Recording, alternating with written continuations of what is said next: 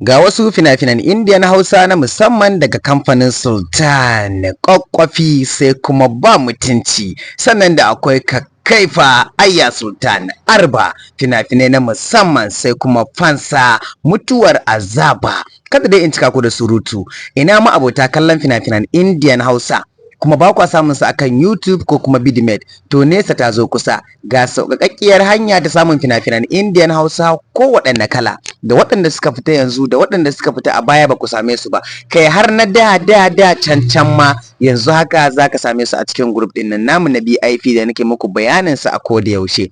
In dai kana son shiga wannan tsarin, ga nambobin mu nan, ka zaɓi wanda kake so ka ɗauka ka yi mana magana akan WhatsApp, ka ce kana son shiga tsarin mu na BIP, group wanda ake biyan kuɗi a shiga domin saukar da fina-finan Indian Hausa.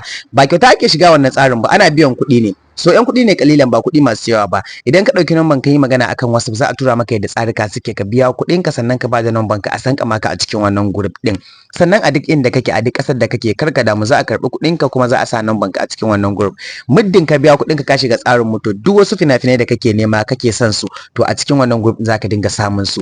Yanzu haka da a ce kana cikin group namu, daga gefen fastocin nan za ka ga fina-finan nan kowanne da sunansa da kuma kibiyansa da megansa, sai dai ka latsa wannan yar kibiyan, za ka ga kibiyan ta juya fim ya sauka akan wayarka. Za ka iya zowa ka tura wa duk wanda kake so ka tura ma, kuma za ka iya kallon sa a cikin group, duk wanda kake so ka kalla ba sai ka saukar ba.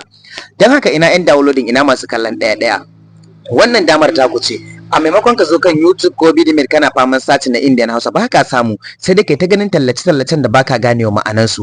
To sam kar ka damu, ga wata hanya mai sauki ta daɗe amma wasu ba su san da ita ba, sannan babu wayo babu yaudara akan wannan tsarin. Tsari ne mai kyau, mai muhimmanci gaskiya. A duk garin da kake, karka damu, da zaran ka buɗe wayan ka za ka ga fina-finan Indian Hausa ko yau aka sake su, duk wanda ya maka shi zaka dinga saukarwa kai tsaye, kawai ba sai ka sha wuya ba.